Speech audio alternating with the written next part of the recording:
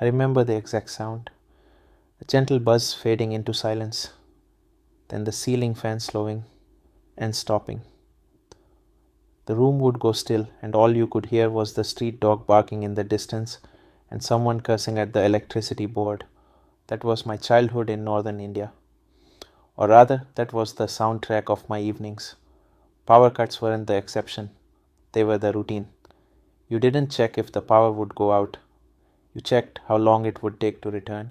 We had a ritual. As soon as the electricity disappeared, someone would light a candle, someone else would start waving a hand fan, and I'd go hunt for the rechargeable emergency light that was always half charged. I remember studying for exams, sweating over textbooks while swatting mosquitoes because the power had cut out again, always when you needed it most. And somehow, those moments felt normal until you step out of that bubble and realize the abnormality of it all, how basic, uninterrupted electricity is still a luxury in parts of the world. That memory stayed with me, not as trauma, but as a trigger to understand why this keeps happening, not just to me, but to millions. Why does the current stop flowing when the wires are all there? Why do cities shimmer while villages sweat? Why do lights go out in countries rich in sunlight, wind, or coal? That question led me to the economics of power. Welcome as you're listening to Thread by Thread, a podcast where each episode unravels a new thread, connecting stories of power, people, and the forces shaping our world. I'm Dheeraj Kumar. Let's start with the economics of electricity, a landscape of inefficiency and imbalance that spans the globe. Remember those power cuts in my hometown? They weren't just quirks of our local grid. They were symptoms of an economic puzzle that countries everywhere are trying to solve. Electricity may be generated by physics, but it's distributed by economics. And sometimes the math doesn't add up. Take South Africa.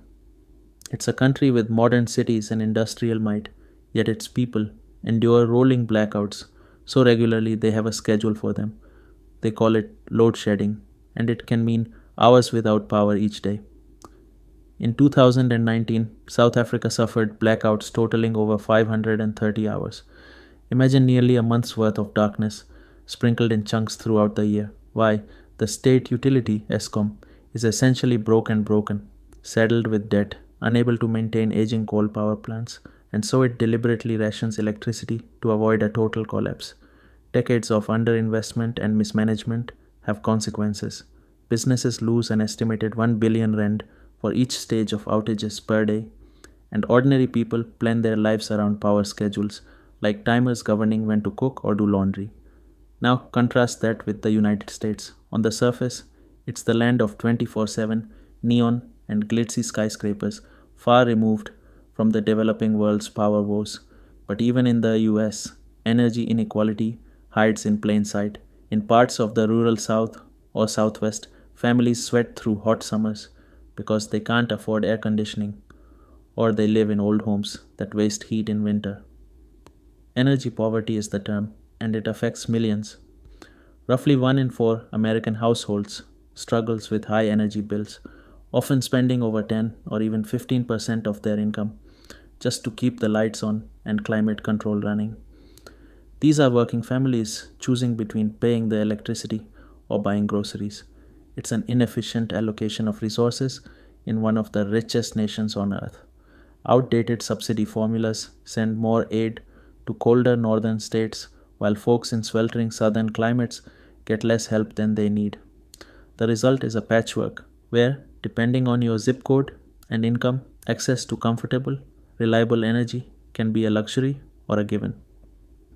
Across the Atlantic in Europe, we see a different kind of strain. Europe has long prided itself on well-run power grids and social welfare, yet energy poverty is rising. By recent estimates, between 35 and 70 million Europeans, up to 16% of the EU's population, can't adequately heat or power their homes. You hear stories of pensioners in England riding buses all day to stay warm, or families in Greece cooking over open flames because electricity got cut. This was exacerbated when natural gas prices spiked dramatically in recent years.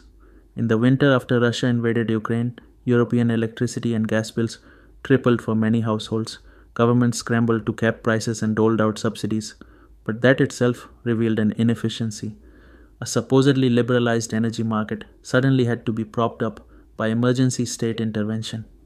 Even in wealthy Europe, the system showed cracks, an imbalance between market pricing and people's basic needs. And then there's India, especially northern India, where my journey began. If South Africa's crisis is too little power, and the US problem is high prices, India's quandary is a bit of both. The country has made huge strides.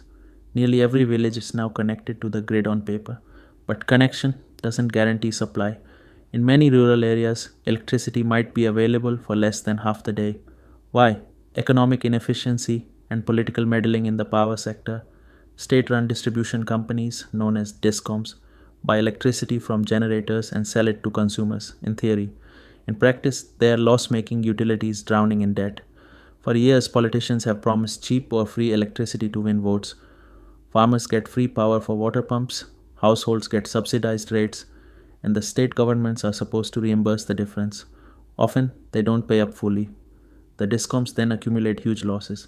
By mid 2020, India's distributors owed power producers the equivalent of 16 billion US dollars in unpaid bills. These companies survive on bailouts. Every few years, New Delhi announces a rescue package to turn around the power sector, and every time the relief is temporary. It's like a patient on life support, alive but not exactly healthy. This has real effects on people's lives. Urban areas, big cities like Delhi or Durban, tend to get relatively reliable power because they're priority markets and have higher paying customers. But go out to a village or small town and you might find the voltage too low to run a fridge or the supply switched off for long stretches. There's a rural urban divide. One study in India found that rural feeders endured far more frequent outages than feeders supplying cities and high income neighborhoods.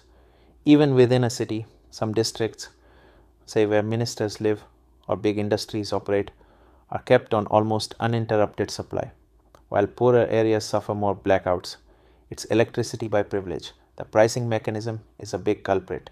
To compensate for all the discounted or free electricity given to some consumers, the discoms charge commercial users and industries extra high tariffs. Essentially, factories and middle class city dwellers pay a higher price per unit to subsidize farmers and low income households. But that approach backfires. Industries feel the pinch and sometimes invest in their own captive power or move to states with cheaper power, undermining the utilities' revenue even more. Meanwhile, the intended beneficiaries of cheap power, like small farmers, don't necessarily get quality service.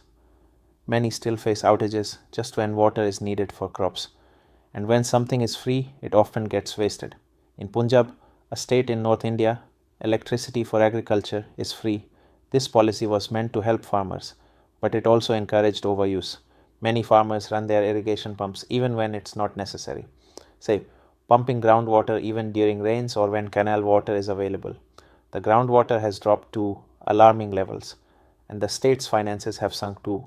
This year, Punjab's power subsidies are projected to cost over 24,000 crore rupees. That's roughly 3 billion US dollars. A bill so huge that it exceeds the state's entire revenue deficit.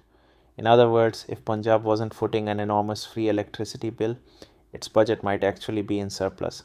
It's an extreme example of how well-intentioned subsidies can distort the market. People have begun exploiting the system. There are stories of households cleverly splitting their electric meters into two just to double their allotment of free electricity units each month. Free power, ironically, ends up costing dearly in financial sustainability, in infrastructure quality, because there's no money for upgrades, and in environmental impact. What all these examples show is a world of energy, haves and have-nots, not always aligned with wealth. It's a world where inefficiency reigns, where electricity is stolen or paid for by someone else far away or not paid for at all. The result is underinvestment. Why build a better grid if you can't recover costs? And that underinvestment comes back around as blackouts, high prices, or both. Whether it's a South African entrepreneur losing business to power cuts, an American family sweating in a heat wave they can't afford to beat, or an Indian farmer pumping a dry well with free electricity. The common thread is a system that isn't delivering what people need or not doing so fairly. Electricity is vital, yet for billions it's still unreliable, unaffordable, or inefficiently supplied. The underground currency of power, as in electrical power, is being mismanaged. And whenever currency gets mismanaged, somebody somewhere pays the price.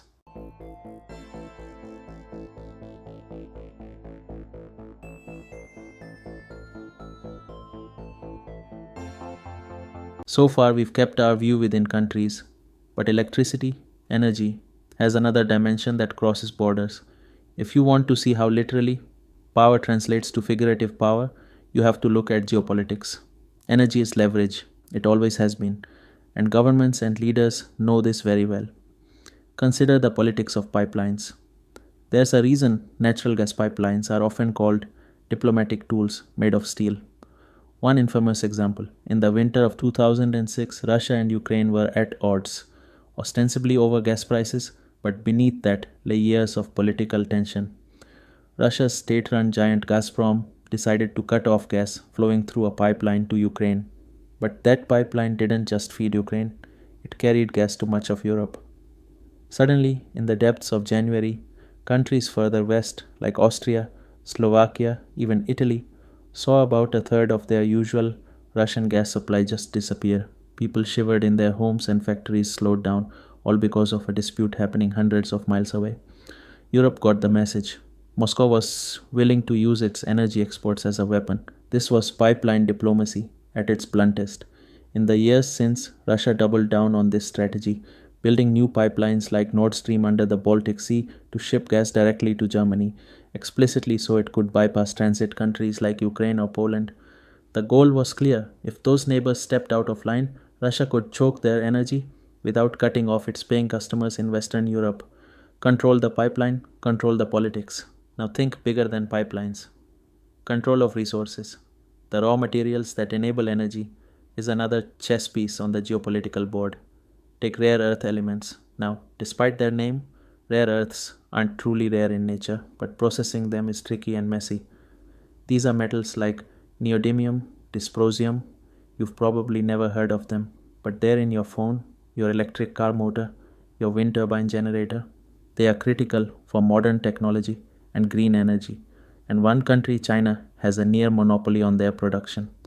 As of this year, China controls around two-thirds of the world's rare earth mining output and an even higher share of the refining process that turns those rocks into useful magnets and components.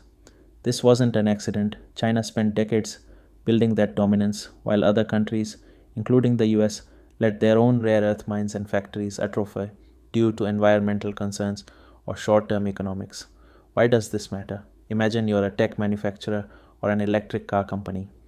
If China suddenly decides to restrict exports of these materials, and it has done so before, even to gain political leverage in disputes, your entire supply chain grinds to a halt. In 2010, for instance, after a maritime dispute with Japan, Beijing quietly halted shipments of rare earths to Japan, which were crucial for its tech industry. It was a warning shot, an invisible embargo using elements most people can't even pronounce.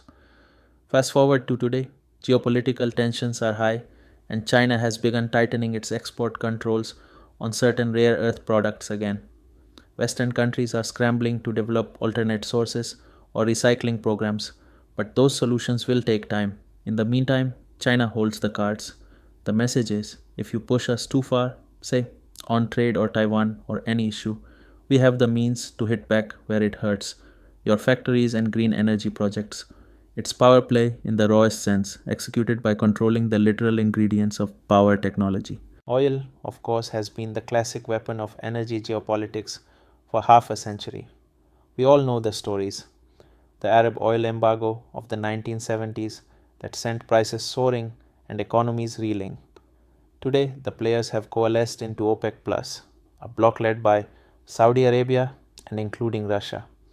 Together, they control such a huge share of the world's oil production that with a few phone calls, they can decide to turn the taps down and raise global prices. And they do. Since late 2022, OPEC Plus has repeatedly cut its oil output targets to prop up prices. Right now, they are keeping nearly 6 million barrels of oil per day off the market compared to normal production. That's roughly 6% of world demand being intentionally withheld to drive prices higher. For the producers, it's a way to boost revenues and also a reminder that they hold a lot of influence over oil importing nations. For you and me, it means paying more at the pump, higher costs for goods, more inflation pressure. In a very real way, a group of ministers sitting around a table in Vienna or joining on a Zoom call can decide the economic fate of families half a world away. It's not hard power like an army, but it's a kind of soft power with hard consequences. If a nation doesn't like another's policies, an oil cut can be a form of punishment or coercion, and it's all done by manipulating a dial on an oil pipeline. Perhaps the most vivid recent illustration of energy weaponization is the Russia Ukraine war. When Russia invaded Ukraine and the West responded with sanctions, the Kremlin turned to its energy arsenal. Natural gas, once a mutually beneficial trade between Russia and Europe, became a geopolitical cudgel.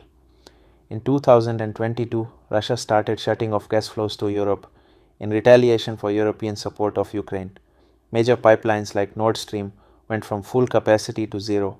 Overnight, countries like Germany, which had depended on Russian gas for years, had to scramble to find alternative supplies, buying expensive liquefied gas from elsewhere, firing up old coal plants, urging citizens to conserve energy. It was a rude awakening. Europe realized its energy umbilical cord to Russia had become a chokehold, and as if turning off the tap wasn't enough, someone, to this day it's uncertain who, though many suspect Russian sabotage, blew up sections of the Nord Stream pipelines under the Baltic Sea. Imagine an underwater explosion tearing through thick steel, incapacitating a major energy link. That was a brazen message that said, no route is safe. Meanwhile, inside Ukraine, the war has been fought on the electrical grid as much as on the ground. The Russian military systematically targeted Ukraine's power stations and transformers with missiles and drones. Through the winter, millions of Ukrainians shivered in dark apartments as rolling blackouts hit from these attacks. Hospitals had to run on generators. Families cooked over makeshift stoves in courtyards. Scenes eerily reminiscent of the energy scarcity in poorer parts of the world, but caused deliberately as an act of war. Not all battles over energy are fought with bombs or sanctions. Some are fought with narratives. This brings me to a subtler point. The geopolitics of energy isn't just about supply and demand, it's also about belief and perception. A striking example is nuclear energy. Nuclear power could be a game changer for clean, abundant electricity, but mention the word nuclear and watch the reactions. Decades of propaganda, fear, and high profile accidents have left much of the public and even policymakers skeptical or terrified of nuclear reactors. And here's the kicker, even educated professionals aren't immune to these biases. I've been to energy conferences where during coffee breaks, engineers and executives who deal with complex technologies still swap fearful myths about nuclear. Isn't it basically a ticking time bomb? What about the waste? Doesn't it stay dangerous for a million years? How did we get here? This is a legacy of geopolitics and misinformation too. In the Cold War, anti-nuclear narratives were, at times, encouraged by certain governments and activist groups, each for their own ends, some for genuine concern, others to undermine the opposing bloc's energy strategy. More recently, fossil fuel interests have quietly funded anti-nuclear messaging to keep a competitor at bay. The result is that nuclear energy's reputation has been weaponized. Germany, for instance, decided to shut all its nuclear plants, largely due to public pressure after Fukushima, only to end up burning more coal and importing nuclear-generated power from France. In conferences and diplomatic circles, you'll find this subtle tug-of-war of narratives. Countries with nuclear expertise tout its benefits. Others play up the fears. And misinformation can be as powerful as any pipeline. When even experts are confused, it's easy for a government to sway public opinion and policy to say, phase out nuclear, which in turn means buying more gas from somewhere, possibly locking in new dependencies. In other words, control the narrative, control the policy, another form of control over who uses which energy and how. From pipelines in the ground to stories in our heads, Energy in all forms is a tool of influence. It's traded, withheld, promised, or propagandized to gain an upper hand. If electricity and fuel are the lifeblood of modern civilization, then controlling them or even planting the idea that they are dangerous can grant immense power over others. It's a sobering realization that something as mundane as a light switch can tie into global strategies and even conflicts. Late at night on that rooftop years ago, I didn't know about OPEC or rare earths or pipeline geopolitics. I just knew the lights were out and I wanted them back on. From personal to global, it's all connected. Control the power, control the people's fate. Yet understanding this web is the first step to changing it. And each of us can stay informed, question the narratives, follow the money, and see who's pulling those levers. As we conclude today, I leave you with this image: electricity humming through wires across the world, like a bloodstream. Sometimes it flows freely, bringing light and comfort. Other times it's pinched off or poisoned by those who see advantage in darkness. Our task is to understand these currents so we can reclaim control over them. After all, access to energy is access to opportunity. It's dignity, education, health, progress. It should not be a privilege or a weapon, but a right and a resource for everyone. That's another thread pulled, but the fabric still tangled. If you found something worth thinking about, consider following the show and sharing it with someone who might too. You can listen to all episodes on Spotify, Apple Podcasts, or wherever you get your podcasts. I'm Dheeraj Kumar, and I'll see you next time as we pull another thread from the fabric of our world.